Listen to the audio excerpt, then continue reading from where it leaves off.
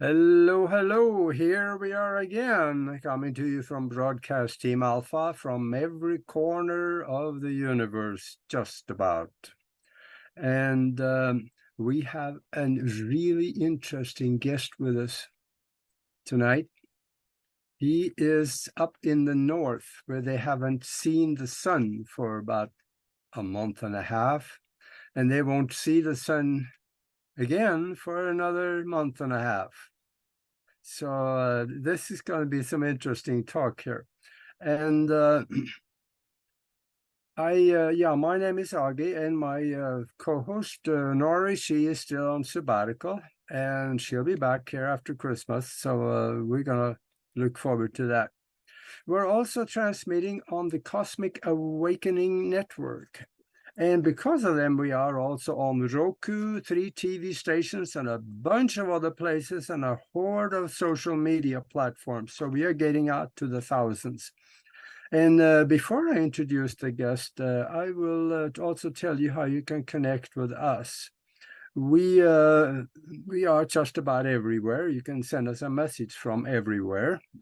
And also we can, if you go to broadcastteamalpha.com, you can also send us a message from there. I will get it and we will answer you.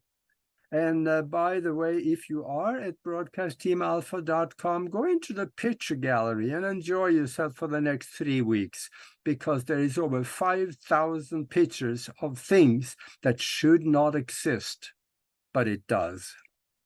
That could turn interesting for you. And if you're watching us on YouTube right now, you're doing the right thing, because that's the best way to see us, because there we're also able to monitor the chat room. And I think Mac's going to help us out there, since multitasking here is not my thing. And while you're there, then just please subscribe and click the bell if you like what we're talking about. And of course, if you don't like it, do it anyway. And I also want to say that Nori and I put together a spiritual think tank where we do some incredible things.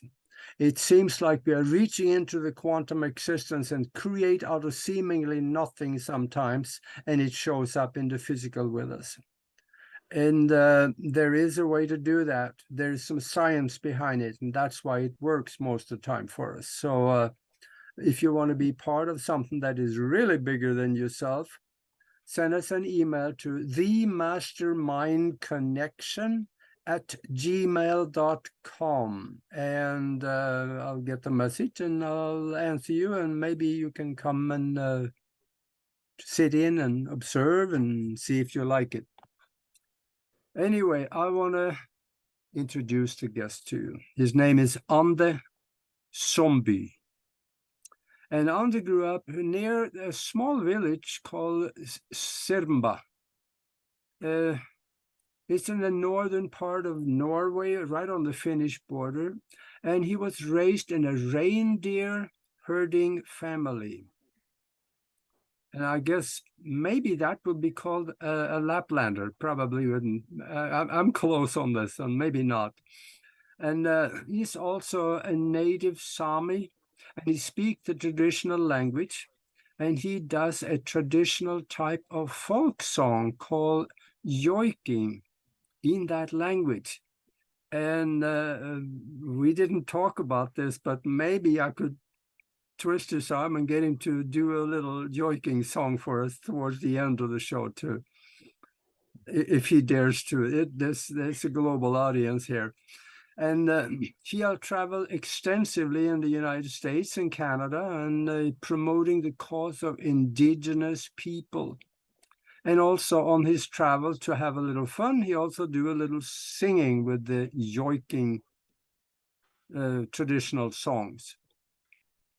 And to safeguard his heritage, he became a lawyer, and he was teaching law at the law facility at that's the Norwegian Arctic University.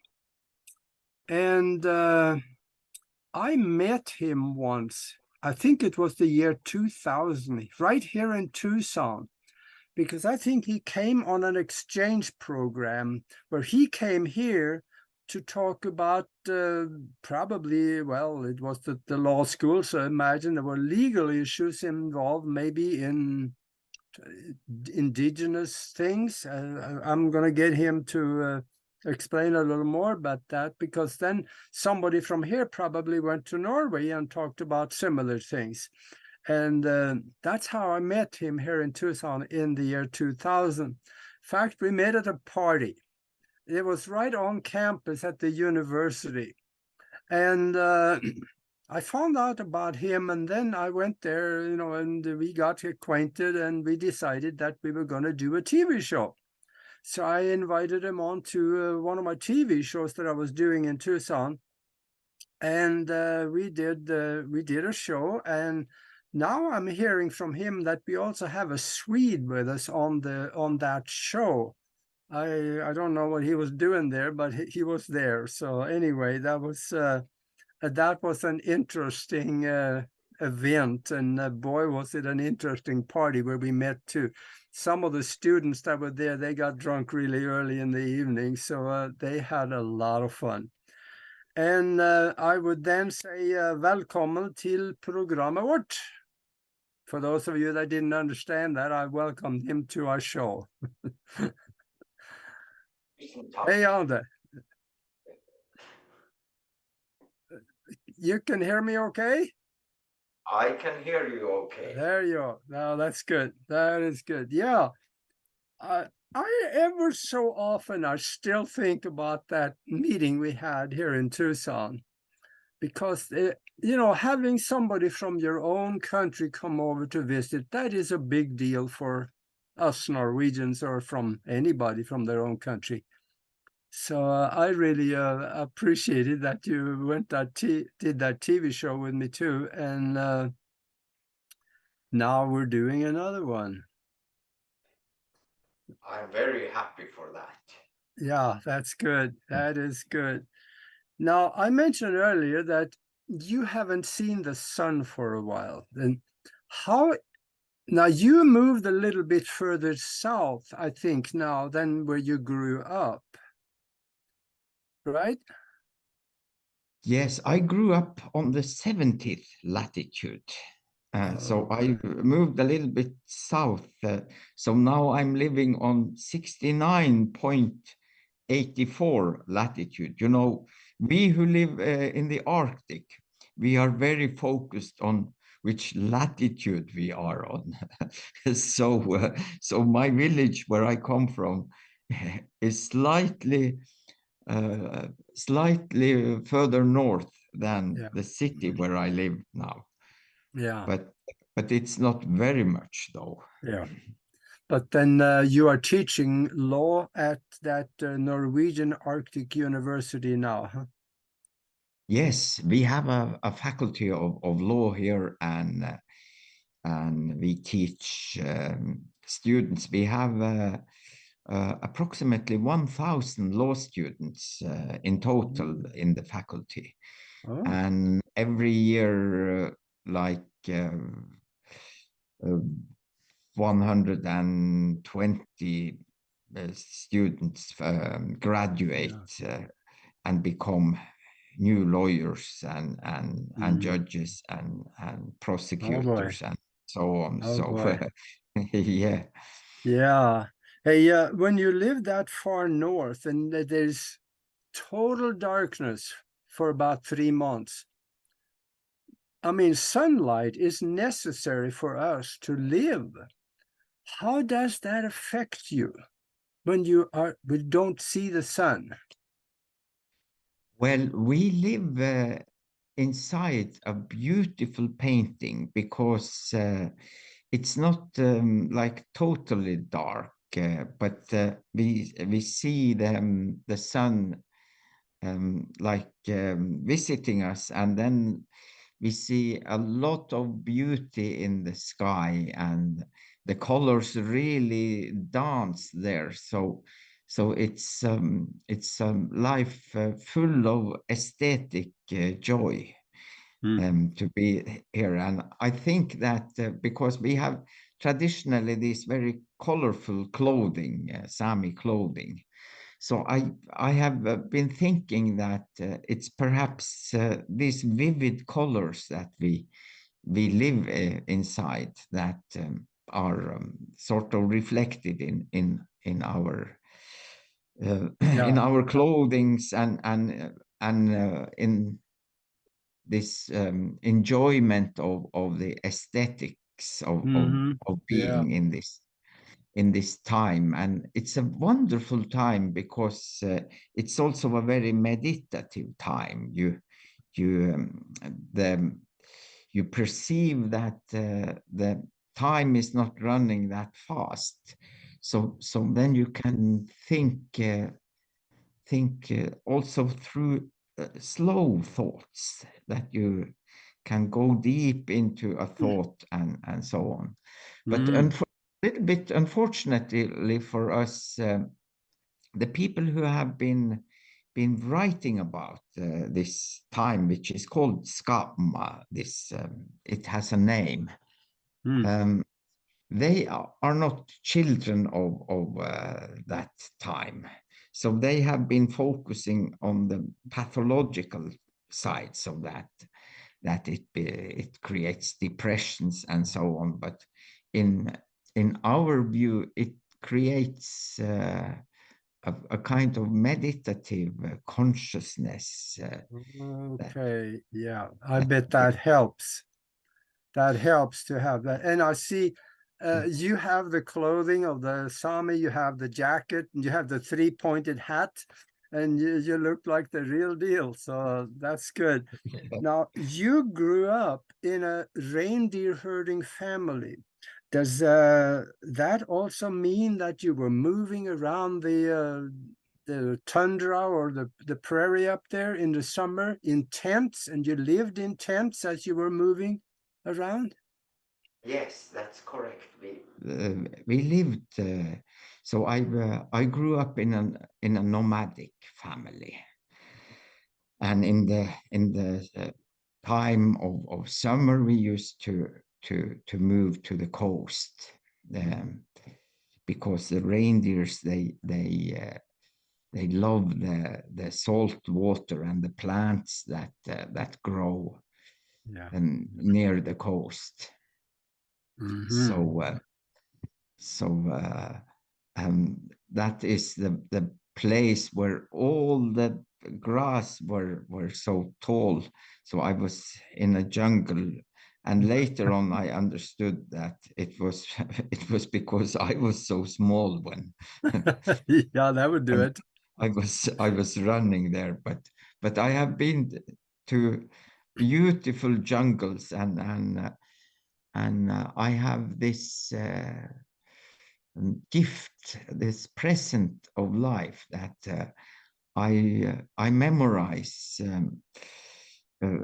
from my very early childhood. So I have a memory that I carry, that memory and all these perceptions that's good experiences. Yeah, I like to get you to talk a little bit about the indigenous people around the world, what they believe in and what they do and so on. But I want to ask you something first, that it's big part of my hunger for knowledge, and that is, when you traveled around the tundra, the northern part of Norway, did you ever see anything in the sky or somewhere, maybe on the ground, that you could not explain or could not be explained by science? I'm thinking UFOs, I'm thinking little people. Yeah. I have always been a person, and I was, as a child, I was also a person who was walking with spirits. So that meant, in a practical sense, that when I had been playing out and was coming home, then my spirits would arrive first, so that my family would hear that my spirits came there. And then, like 20 minutes later, they would hear the same sounds again, and then it was the physical me Oh. that came. And I still do that. We call that we have this saying in Sami that there are two things that always follow you in life. The one is the shadow, and the other is the veika. We call it the veika. And the veika you will typically see also when you see your image in the mirror. That's your veika.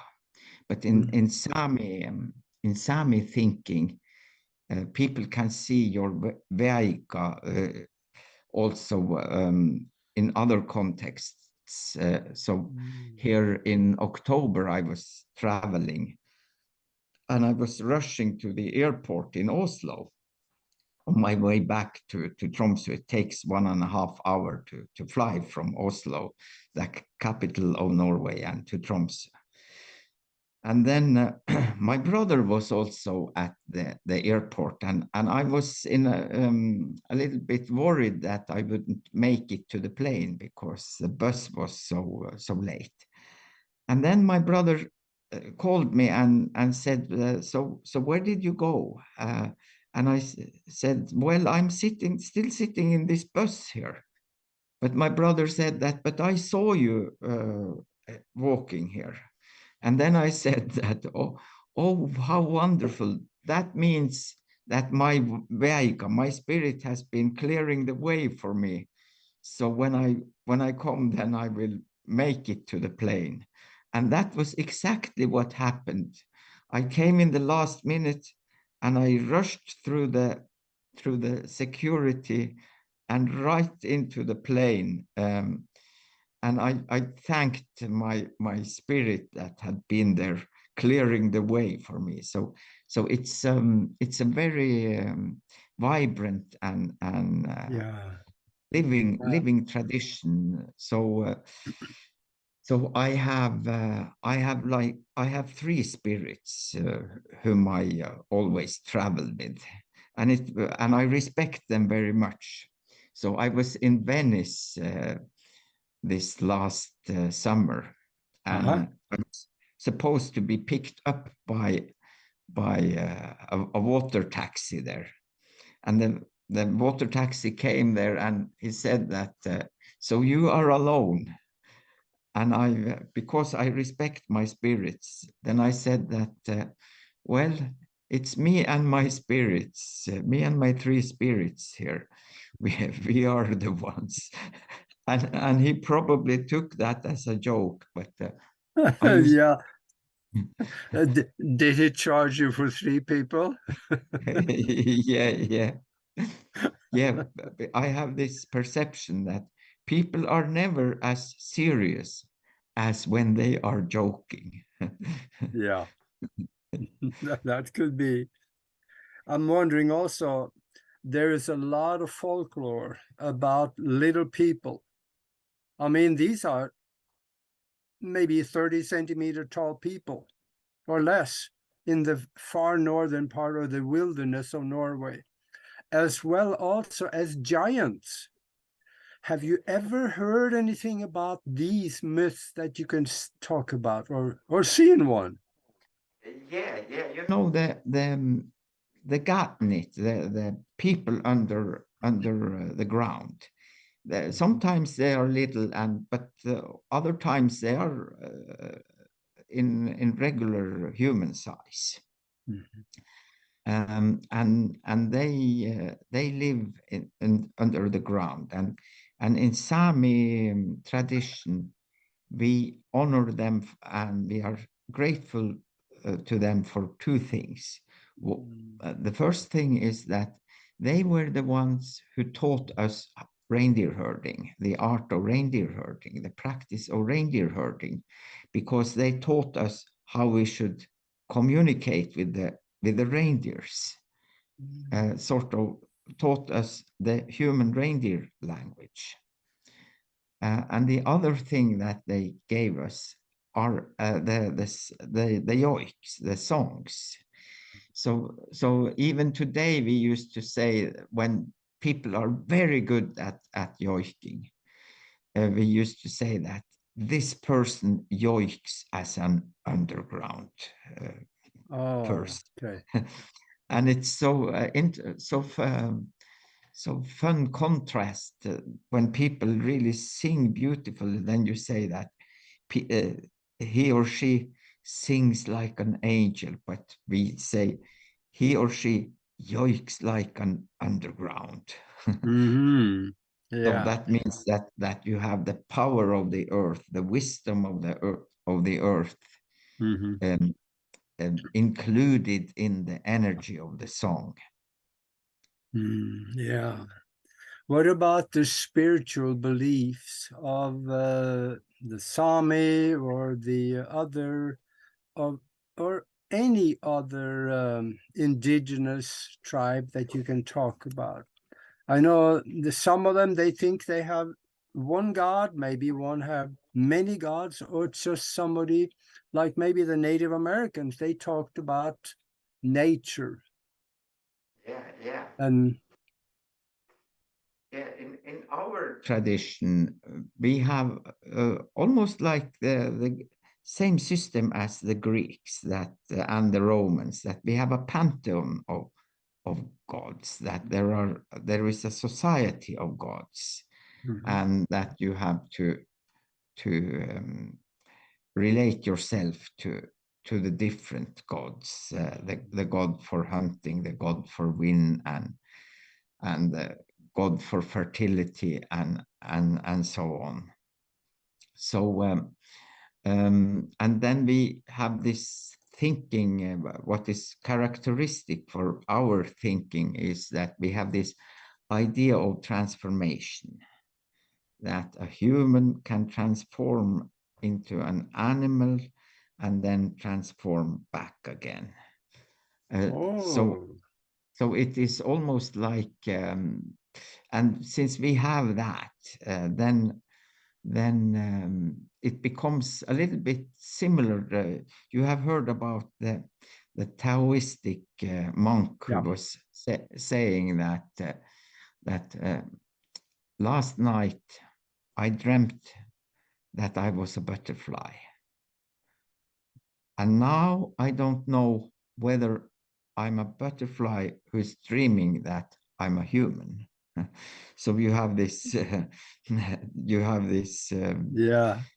this, and that is so helpful for example, for empathy, because the moment you don't really know in deeply, you don't know whether you are only a human, or if you are a wolf, a mosquito, a human, and all the species, because that creates empathy for you. Think then, what will the mosquito in me say to this, and what Mhm. will the wolf in me say to that, and what about the trout? What will it say? Yeah.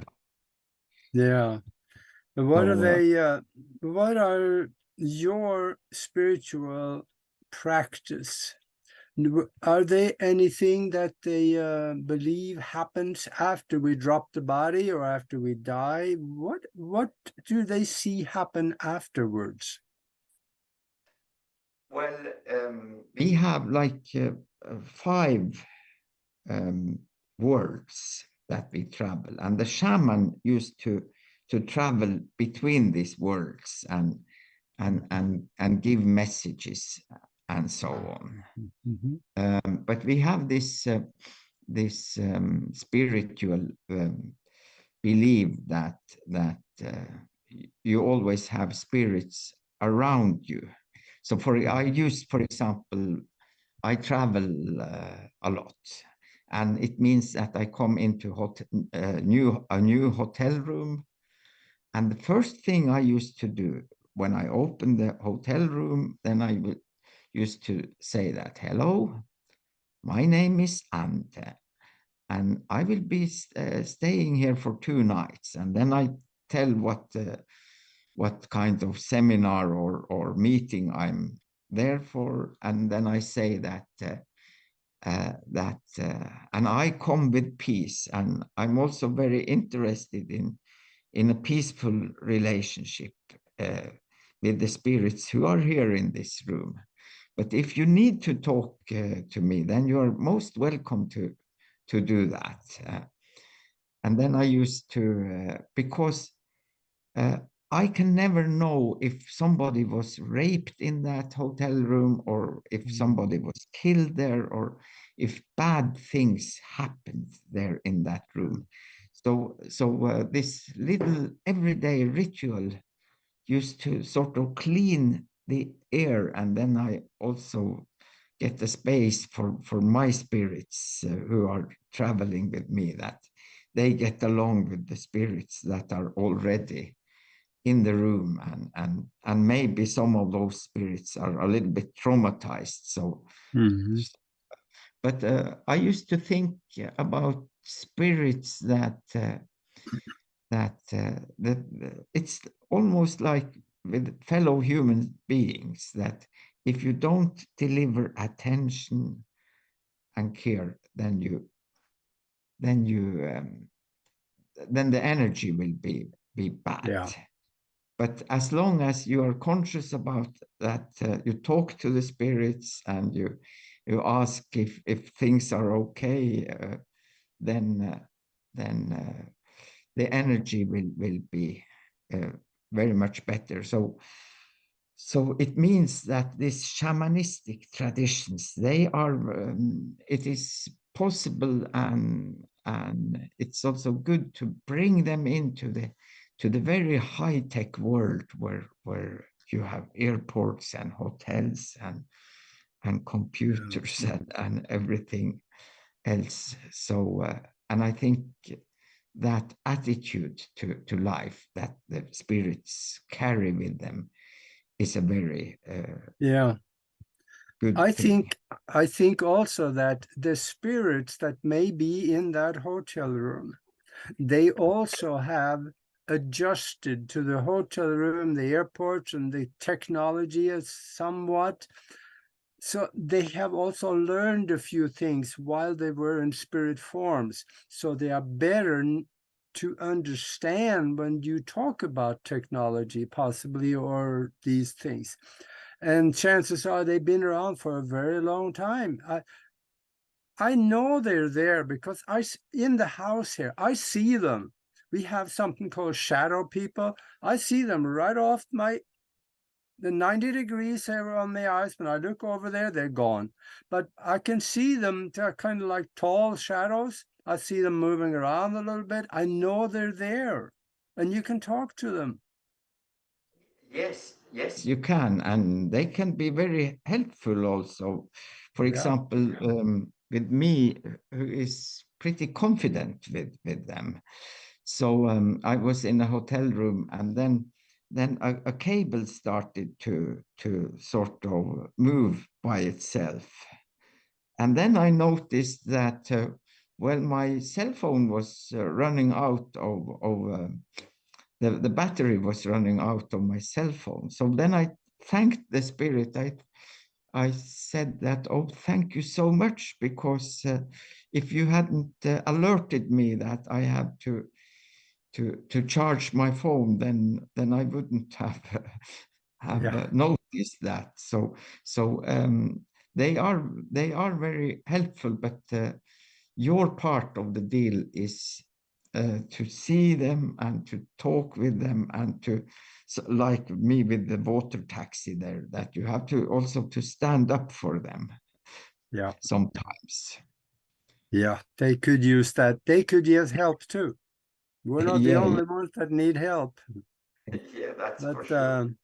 I see now we are at the bottom of the hour, and for those of you that joined us late, we are talking with Ande Zombie.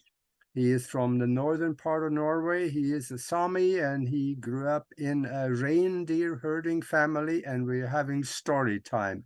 because this is interesting. We got on the subject of spirituality and spirit, and Norway is full of those traditions and the stories about it.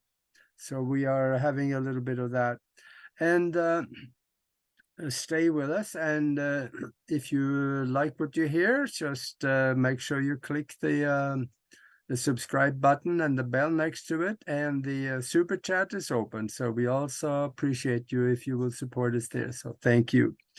Now, I got one more question before we get into the indigenous people and their plight and what can be done to help them. And that is that now you have been out in nature an awful lot.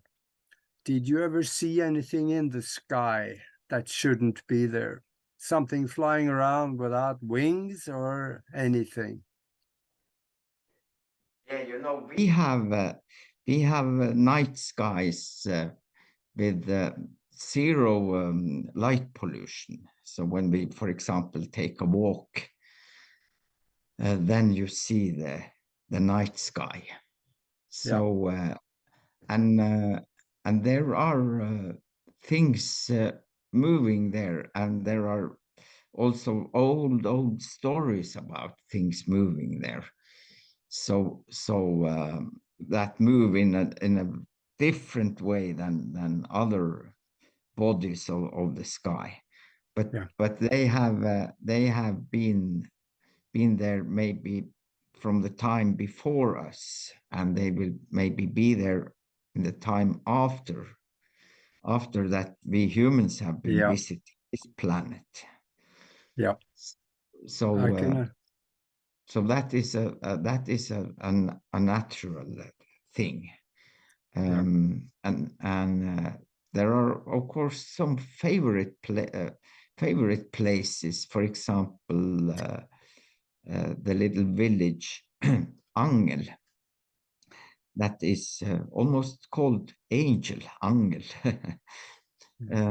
It's further up in the river, because I live next to a big river, and further up in the river there is this little village Angel, and Angel is known for that they have also a little closer contact with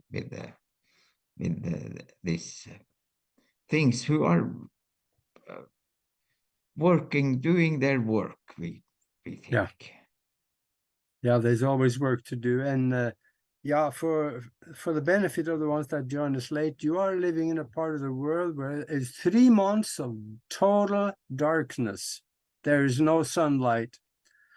But then again, in the summer, you don't have any dark. You got all sunlight. And I have been up there in the northern part of the country. I've seen the midnight sun. The sun goes down to the horizon, just stay there for a little bit and come right back up again. It is quite a sight. And for the benefit of the flat earthers, I would say, how can you explain that? Why does the sunlight is that 24 hours a day? Oh yeah. The sun stops, I imagine, on the other side, and then it's just, okay, that's it, right? Yeah. Yes. Okay, I just couldn't help it. I had to do that. Yeah.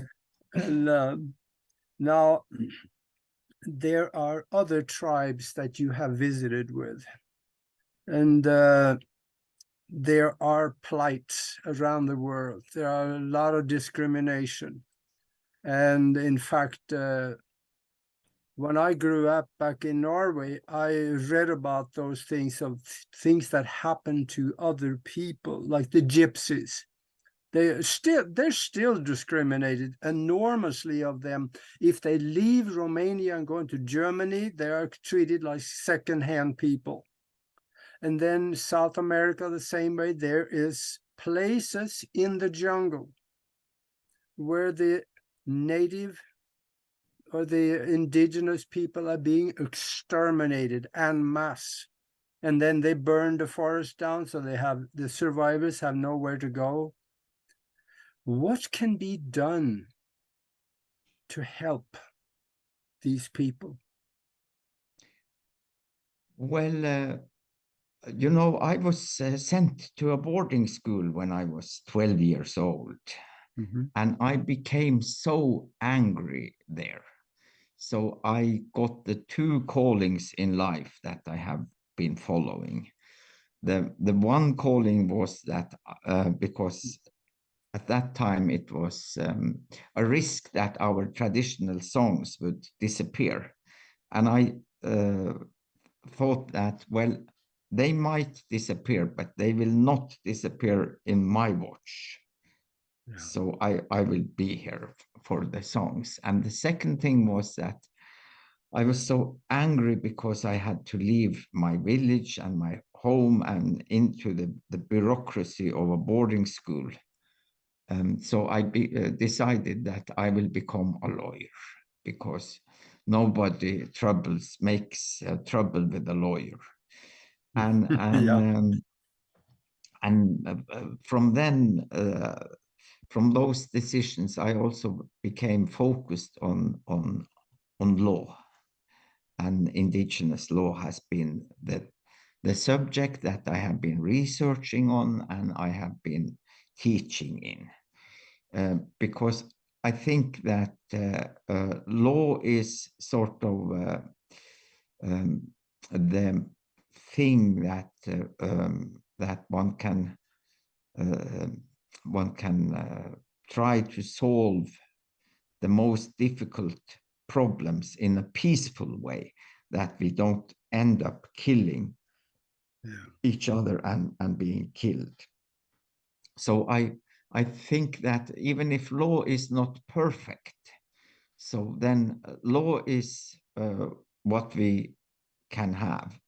And therefore I used to teach law every day, and also attend international indigenous seminars, and teach indigenous politicians about indigenous law, and showing them how that instrument can work, and how one can be when one can be optimistic, and when one has to be a little bit pessimistic, and so on. So I think that law is the floor of civilization. If you go further down than law, then you are not a civilization anymore. And civilization is the thing that we humans can give to each other and give to the generations that come after us. Yeah. So I think the law creates the society. That it gives them the floor to build a society on. And you mentioned that it is not perfect. As of today, there is no such thing as a perfect law in any country, but there is a law, and that is natural law. That is probably as close to perfect, unless you twist it by interpretation. It should be as close to perfect law as you could get. Am I on to something here, or is it? Yeah, you know, natural law is very interesting, and I used to test my students.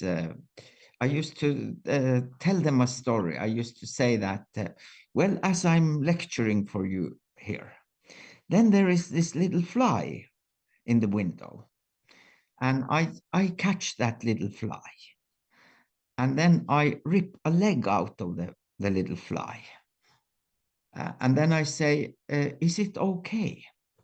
The thing is that at least in Norwegian legislation, flies are not protected by law.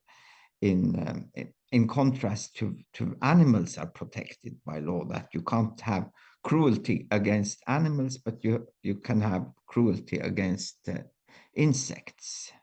And then I used to ask the students, is that okay? Or does this little fly have some integrity that I can't violate? Does such a little being have some dignity and integrity, something that I can't violate?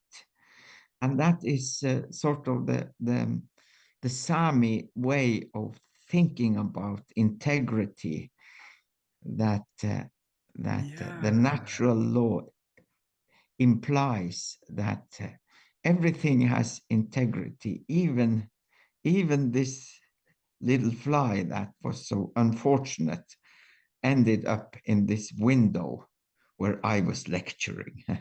Hmm. Now that brings up a subject that we need to think about. There are other creatures that do not have rights at all. And even plants, and like that fly, of course, in the summer, there's so many of them, you can't, it would not be enforceable to even do this. But of course, now, of course, with all the spraying from the sky and the chemtrails and everything, there aren't that many flies left. But on the other hand, we should, I have been known to, if I find a bee in the house, I catch her or just kind of usher her towards the door instead of killing her. So we should be more concerned about this. Sure, in the Sami tradition, we have, for example, a special relationship with the spiders.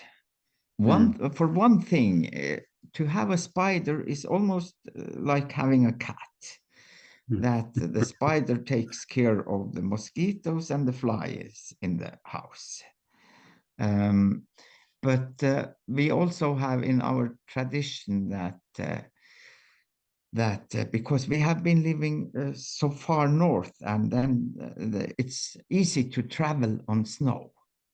So then people have been coming to our villages and rob us, both in the first in the winter time and then also in the summertime. And then there is this story about a little boy who is caught by these robbers, and then he runs and tries to hide in a little stone cave, and there comes the spider and makes a net, so that the robbers do not believe that there is somebody there. And since that story, then there is a peace treaty between our Sami people and the spider.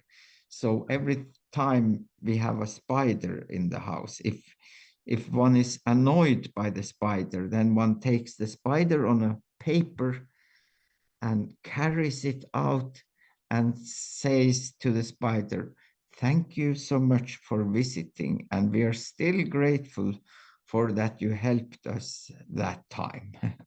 So it's a ritual that we used to practice. That's good. That is good. Yeah. And imagine there are, when I mentioned the South American tribes that is being exterminated. Have you looked into that and maybe some of the causes? Well, we know the causes are probably profit, but what can you say about that? Yeah, the only thing that we as lawyers can do is that we can come with the human rights, the human rights apparatus, and that's not a small thing to have, because it can make a difference even in pretty brutal societies. That, for example, companies will often be dependent on their reputation. So if the reputation is stained by human rights violations down the road, then companies can be sensitive for that, and governments can be sensitive for that. So I used to think that shame is such an important part of civilization, because if you own shame, then you carry the most basic and important norms, the norms that we are taught when we are in the kindergarten and when we are small, that we shall keep, we shall respect others' physical dignity, and that we shall keep our promises, and so on. That's what we learn at the age of 4, 5, 6. Yeah, but you being in Norway, and in order to implement the Human Rights Treaty of 1966, I know Brazil did sign on to that Human Rights Treaty, and I think Norway did. So I think there's a way to implement that and enforce that. If you can have the evidence at the other end that there were violations, you can take it through. In fact, bring up that jurisdiction, take it to both the United Nations, which is basically just a talking club, but you can also enforce something through Interpol. This is difficult to do, but do you think something like that could be done? Yes, because human rights and law are the only civilized instruments that we have, but they are vulnerable. For example, in Norway, we now have a very unfortunate situation, and that is that the Norwegian government was found in violation of human rights. The Convention on Civil and Political Rights, as you say, ratified in 1966. And then the Norwegian Supreme Court found that the government was in violation. And it's almost 2 years has passed since the decision was made. And the government has still not enforced what it was about. It was about some windmills that were, they tried to convince people that windmills are so green and friendly for the environment. But the truth is that they leak a lot of poisonous oil into the ground, and you have to build a lot of roads, and where were the minerals taken from? So if you make a calculus of how green they are, then they are not green at all. So we have like 217 windmills that were built on a reindeer herding land, and then that was litigated in the court system, and the Norwegian Supreme Court concluded that there were violations. It was a violation, and still the government has not enforced them. And we are so much, it is a crisis in our society, because we have been living under the myth that we have a society that is based on rule of law. But now, but now we are questioning more and more that are we living in a society that is ruled by its rule of lobby, that's determining that these windmills, these 247 windmills, still are standing and rolling 2 years after the Norwegian Supreme Court found that they were in violation. But I think that even if we have this type of crises, then law is the instrument that we can try to to talk through and try to see. So I think that the new administration in Brazil is not as bad as the former administration was, both against nature and against the indigenous peoples. Yeah. So there is also, even if the situation is dark, then there is also hope. Like we have this time of darkness now, but we see a lot of beautiful colors in the sky. Yeah. Mm-hmm.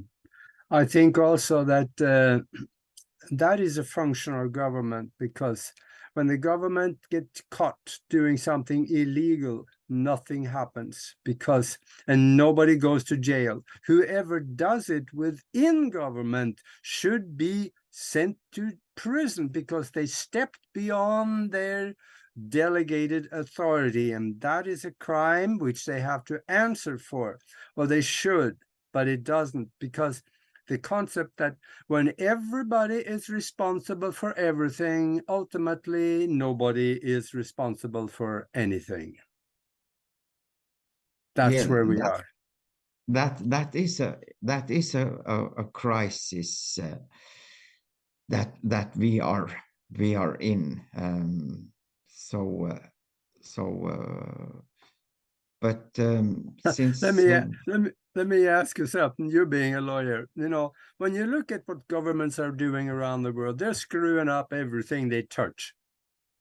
People are being violated right and left, murdered right and left. I think government have had their chance. They should be done away with. There should be a resource management system emerging to take their place, and then leave people alone to do their own thing with unlimited possibility of, like it says in the Constitution of the United States of America, that, pursuit of happiness. What do you think of that one? yes, that would be. But as we are configured, then there will always be strong and weak people. Yeah.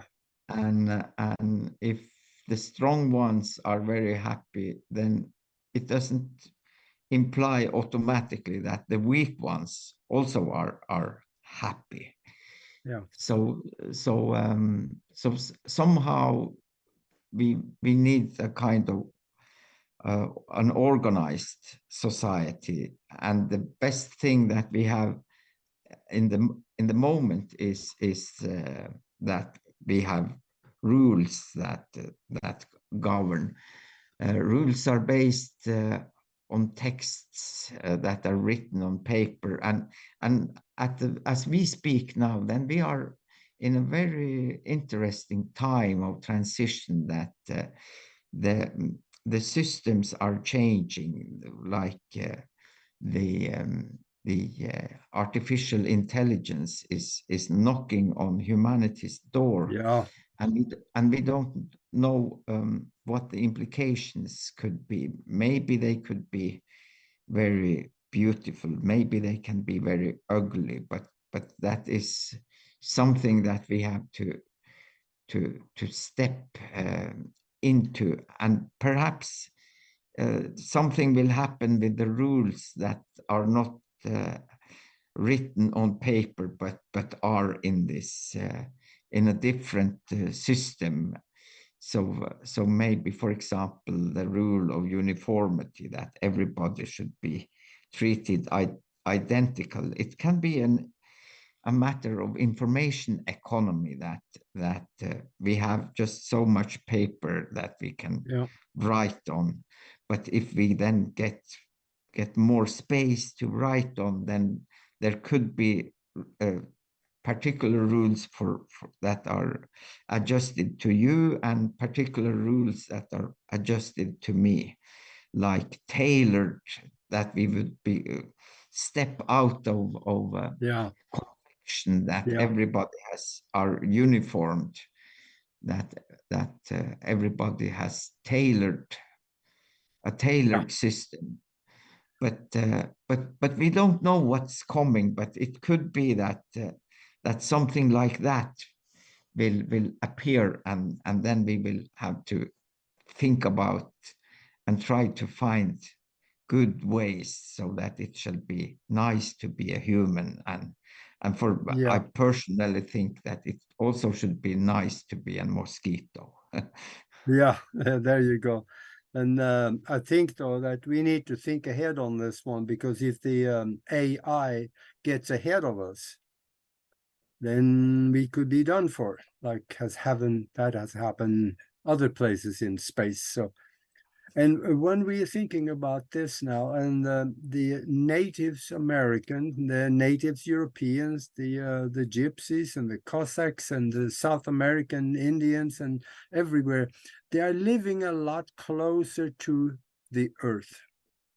They have shamans to guide their both spiritual and physical existence into something that is much better than what we have. Look at what we have. If you go to the grocery store, 90% of all the food in the grocery store did not exist 100 years ago.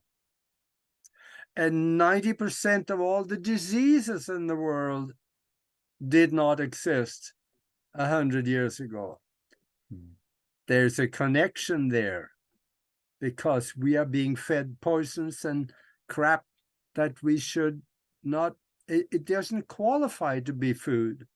When you buy a hamburger at some, I shouldn't say the name, I get sued, but buy a hamburger at a fast food place and leave it in the cabinet for 2 years, and you take it out and it's fresh, you can eat it. What in the world was done to it? This is one thing that is unknown to the indigenous people. They live much more healthier. And that is probably also why they live longer, don't you think?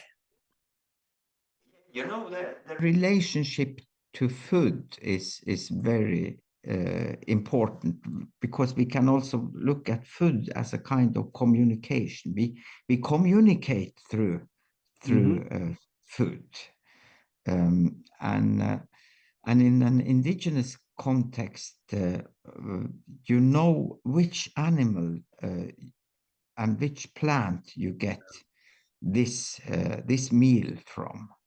And when you know that, then you also are able to send the gratitude to the plant, to the animal. We have this story that, for example, between the reindeer and the reindeer herder. It's in the Sami dream time, in our dream time, when animals and humans had the same language. And then the reindeer says that, I know that my destiny is to carry all this meat. But the wolf is tearing me so badly apart, and I have to die in fear. So Yeah. if you promise me two things, that I give the most expensive thing that I have, which is my life, and in that, therefore, you have to use everything that I leave behind me. You have to use it to something useful. So we used to eat the meat. We used to make things out of the bones. We used to make thread of the seams and clothes of the skin, and so on. And the antlers are used. So, and every time we use, then we sort of pay back this this debt that we have to the reindeer. And also that when a reindeer is killed, it shall never have fear. Yeah. It shall be a friendly but a very quick process. Yeah. So, and it is this dilemma that because I don't understand that with my head, that because we live in a principle, in a merciless principle, that that we have to consume something in order to be alive, and to be a predator that is sorry for killing is such a destiny that we as humans we have that, and we have to organize that pain, that sorrow, and we can do that in different ways. This met me, I was like 5-6 years old, and then my parents woke me up because I was crying, and then they asked me, "What are you crying?" And I said that I'm crying because I dreamt that we were killing all the small reindeer calves that are just born. And they said that, no, and we are not killing any reindeer calves. But as the time went on and the time for slaughtering came, then the reindeer calves were killed. But I have been thinking a lot about that, because I was sort of maybe preparing myself for that, because we have to, since we have this, we live in this human body, and we have to consume something, then we have to be in that situation, and then we can organize that by knowing what we eat. We have this thinking that you become what you eat. So if you eat clean and you process your food with love, then the love will sort of follow the food, and it will be followed to the person who gets that. So it's we have a lot of thinking about Yes, we do. Yeah. Well, I see we are down to the end of the show here. This was fun, Andy. I'm glad you came on so we could have this talk. This was good. Thank you so much for having me. Yeah, this was good. And for those of you out there listening now, just come on back next week and we're going to have another good show for you. And I thank you very much, Andy, for being with us. And I'll send you a link here as soon as we get it all formatted for you. Thank you very much.